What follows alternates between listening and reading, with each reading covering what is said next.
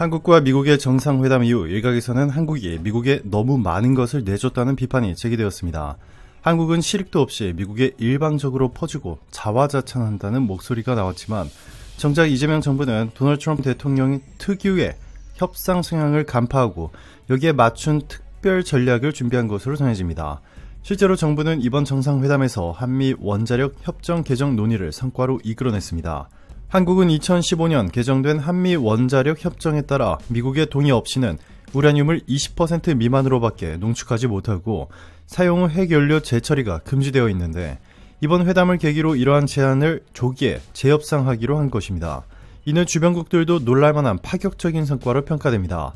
조현 외교부 장관은 최근 인터뷰에서 사용 후 핵연료를 재처리하고 우라늄을 직접 농축할 필요성을 오래전부터 느껴왔다며 협정 개정이든 다른 방식이든 미국과 그런 권한을 확보해야 한다라는 입장을 밝혔습니다. 한국이 오랜 핵주권 수건이던 농축, 재처리 권한을 되찾으면 평시의 원전 연료 자급은 물론 유사시 플루토늄 확보를 통해 핵무장 잠재력까지 갖추는 효과가 있기 때문에 이 군사안보적으로도 중대한 의미가 있다는 분석이 나옵니다. 한마디로 이번에 한국이 경제적 양보를 대가로 얻어낸 것은 다름이 아닌 핵심 안보 주권 강화인 셈입니다. 이재명 정부의 이러한 실용주의 외교는 미국 측의 요구에도 영리하게 대응한 결과였습니다. 트럼프 전 대통령은 동맹국의 방위비 분담 증액과 무역 양보를 강하게 요구해온 인물입니다. 한국 정부는 방위비 증액과 통상 협상 양보 카드를 전략적으로 활용했습니다. 예를 들어 국내 총생산 대비 국방 예산을 3.5% 수준까지 대폭 늘려 자주국방 태세를 강화하겠다는 의지를 보이는 대신 주한미군 방위비 분담금은 사실상 동결하는 방향으로 가닥을 잡은 것으로 알려졌습니다. 이는 미국이 요구해온 동맹의 자체 국방 투자 확대에는 부응하되 한국 입장에선 추가 현금 부담 없이 안보 주권을 확충하는 묘수를 쓴 것으로 볼 수 있습니다. 트럼프 행정부 특유의 거래 중심 기조를 활용해 줄 건 주고 받을 건 받는 협상을 펼친 것입니다. 이러한 협상에서 한국이 얻어낸 최대 성과가 바로 앞서 언급한 원자력 협정 개정 논의 착수이며 이는 트럼프 대통령이 모든 권한을 쥔 구조 속에서 정상 차원 의제로 격상된 것만으로도 상당한 진전이라는 평가가 나옵니다. 물론 이런 한국의 행보에 북한과 주변국은 민감하게 반응하고 있습니다. 북한은 러시아와 준동맹 수준의 군사협력 조약을 맺으며 핵미사일 고도화에 박차를 가하고 있는데 한국이 미국과 핵연료 재처리 협상을 시작하자 자칫 남한의 핵능력 확보로 이어질까 크게 경계하는 분위기입니다. 실제 푸틴 러시아 대통령은 작년 한국이 우크라이나에 무기 지원을 검토한다는 소식에 공개석상에서 한국이 그런 결정을 한다면 한국이 원하지 않는 일들이 벌어질 것이라며 위협성 발언을 내놨습니다. 푸틴처럼 냉정한 인물이 즉흥적으로 언성을 높인 것은 이례적이라는 분석이 나왔습니다.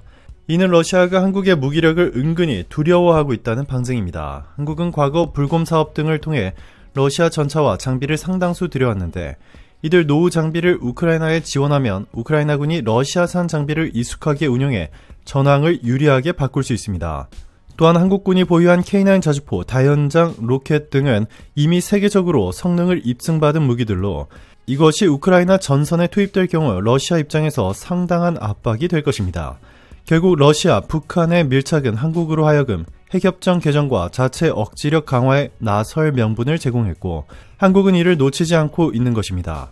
오히려 러시아 내 일각에서도 북러 군사동맹 강화가 한국을 자체 핵무장 쪽으로 내몰 것이라는 우려의 목소리가 나왔습니다.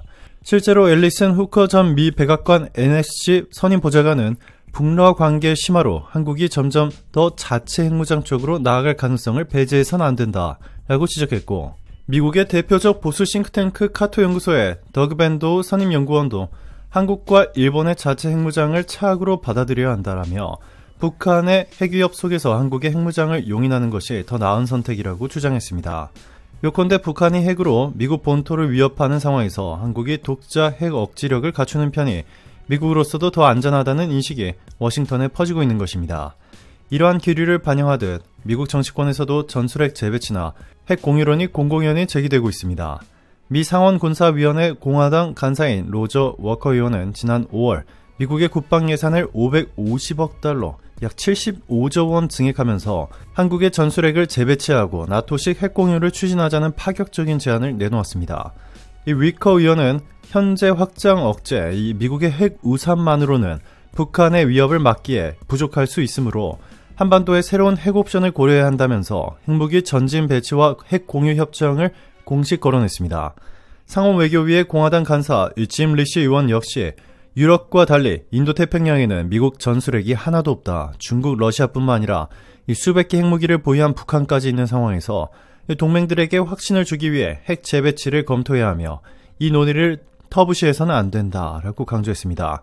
이처럼 미국 내 주류 정치인들까지 한국의 핵 능력 강화를 언급하는 것은 굉장한 변화입니다. 트럼프 대통령 본인도 과거 한국과 일본이 자체 핵무장을 할 수도 있다라는 식의 발언을 한 바 있어 한반도 전략은 상당히 달라질 수 있습니다. 러시아와 북한의 밀착, 그리고 중국의 속내도 한국에 유리하게 돌아가고 있다는 분석이 나옵니다. 중국은 북러 군사동맹 소식에 겉으로는 환영 의사를 표했지만 내심 상당히 곤혹스러워한다는 후문입니다. 러시아, 북한이 손을 잡으면서 중국은 북한 문제의 영향력을 잃고 오히려 미국 주도의 대북 제재에 일정 부분 동참하는 모양새까지 보이고 있습니다. 실제로 최근 중국 당국이 북중 접경 지역 통관을 까다롭게 해 이 대북 물자 공급을 늦추고 있다는 소식도 전해졌습니다. 이는 북한의 러시아 의존 심화에 대한 중국의 불만을 드러낸 것입니다. 중러 관계가 한층 밀착되며 동북아 정세가 신냉전 구도로 재편되자 중국 입장에서도 한반도에서의 통제력 상실을 우려하지 않을 수 없습니다. 특히 중국은 한국의 핵무장 가능성을 가장 두려워합니다. 북한의 핵 보유를 용인한 러시아 때문에 한국이 핵 주권을 주장하면 중국으로선 강하게 반대하기 어려운 처지에 놓였습니다. 게다가 한국이 핵을 보유하면 군사적으로 동북아 최강자의 위치에 올라설 수도 있다는 전망까지 나옵니다.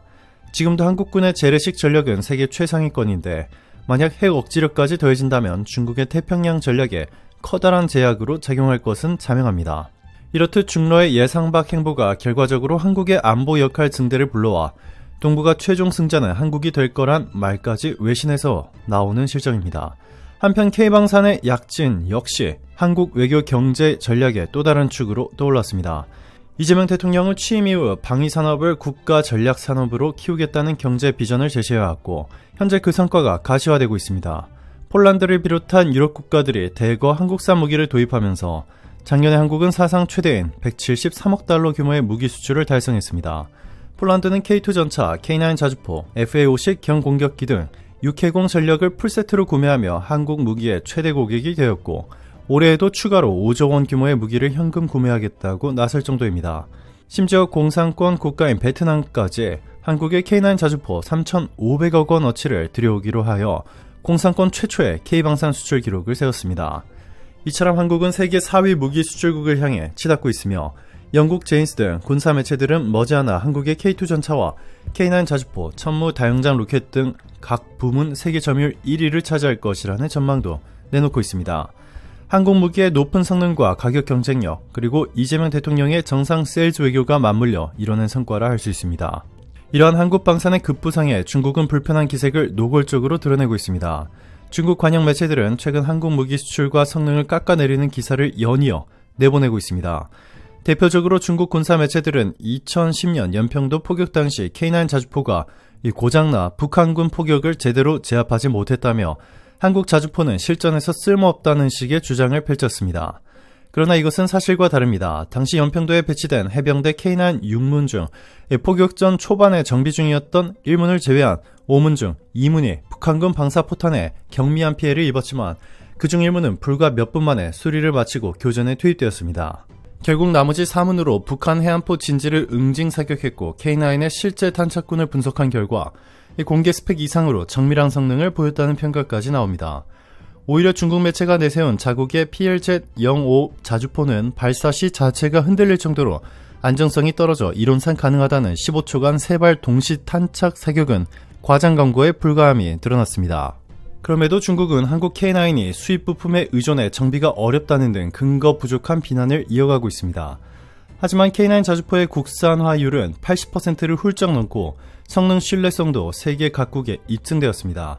중국이 이처럼 트집을 잡는 이유는 따로 있다는 게 전문가들의 분석입니다. 인도가 국경 분쟁지인 히말라야에서 한국산 K9 자주포를 배치한 데 이어 베트남까지 이 자주포를 들여와 중국과의 접경 배치할 가능성이 높아지자 중국 입장에서 달가울 리가 없기 때문입니다. 한마디로 한국 자주포가 중국을 포위하는 모양새가 되자 초조해진 중국이 흠집 내기에 나섰다는 것입니다. 중국은 또한 한국의 무기 수출 방식에 대해서도 이례적인 비난을 퍼붓고 있습니다. 중국인민일보 계열 매체는 한국이 작년 엄청난 무기 수출액을 기록했지만 지속 가능성이 의문이라며 그 이유로 한국이 기술 이전과 현지 생산을 무리하게 허용하고 정부 보조금으로 실적을 부풀리고 있다는 주장을 내놨습니다. 한국의 FA-50 경공격기의 경우 유럽은 결국 미제 F-35 도입에 치중할 것이고 폴란드도 FA-50보다는 F-16 추가 도입이나 유로파이터 도입을 검토한다며 한국산 항공기의 입지가 없을 것이라고 단언했습니다. 아울러 폴란드의 FA-50 정비창을 세우고 기술을 이전하는 점을 들어 폴란드가 한국 기술을 고스란히 습득해 언젠가 자체 생산할 위험이 있다고도 했습니다. 한마디로 중국은 한국이 눈앞의 수출 실적에 급급해 핵심 기술을 너무 쉽게 넘긴다며 혼수를 두고 나선 것입니다. 그러나 정작 이러한 지적은 중국 자신에게 더욱 해당되는 이야기라는 지적이 많습니다. 중국은 과거 해외 무기 도입 시 라이선스 생산을 통해 기회만 되면 기술을 빼가 이 국산화하는 수법으로 급성장해왔습니다. 그런 중국이 한국의 기술 이전 전략을 비판하는 것은 제살 깎아먹기식 질투에 가깝다는 평가입니다. 실제로 한국 방산업계 관계자들은 일부 부품 현지 생산이나 기술 이전으로 곧바로 첨단 무기를 복제할 수 있다고 보는 것은 착각이라고 일축합니다.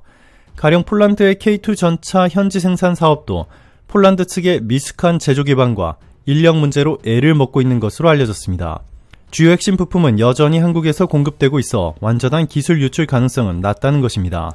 또한 한국이 전략적으로 공유하지 않은 첨단 소재 공정 노하우는 설령 도면을 넘겨줘도 따라하기가 쉽지 않습니다. 중국이 수백조 원을 쏟아부어도 첨단 반도체를 국산화하지 못한 사례에서 보듯이 이 최첨단 기술은 돈과 도면만으로 따라잡기 어렵습니다. 한국은 이러한 현실을 감안해 수출 전략을 세우고 있으며 단순히 물건만 파는 것이 아니라 현지 일자리 창출과 협력을 미끼로 국제시장 점유율을 높이는 중입니다. 그 결과 중국이 노리던 중동, 동남아 시장에서 한국 방산이 선전하고 있고 폴란드, 루마니아 등 과거 소련 무기를 쓰던 국가들까지 한국산으로 갈아타는 추세에 중국이 위기의식을 느낀 것입니다. 궁극적으로 이 모든 변화를 끌어낸 것은 이재명 대통령의 과감한 리더십과 미래지향적 전략이라는 평가가 나옵니다. 이재명 대통령은 취임 이후 외교, 안보와 경제를 아우르는 실용주의 노선을 견지해왔습니다. 국익에 도움이 된다면 금기도 깬다 라는 자세로 그간 누구도 건드리지 못했던 한미 원자력 협정 개정을 정면으로 추진한 것이 좋은 예입니다. 단기간 일부 비판이 있더라도 길게 보면 대한민국의 안전판을 얻는 일이라면 정치적 부담을 감수하고 결단을 내리는 모습입니다. 또한 미국과의 동맹 관계에서도 자존심을 지키면서 실리를 취하는 균형 감각을 보여주고 있습니다. 과거 일부 정권들은 미국에 무조건 맞추거나 반대로 과도한 자주 노선을 표방하다 실리를 놓치기도 했습니다. 그러나 이재명 정부는 미국이 진정 원하는 바, 예컨대 대중경제협력이나 방위비 증액을 파악해 현실적인 범위에서 제공하고 그 대가로 한국의 핵심 이익이죠. 핵연료 주권, 방위비 동결 등을 확실히 챙겼습니다. 오늘도 감사합니다. 최고로 멋진 하루 보내시길 바랄게요.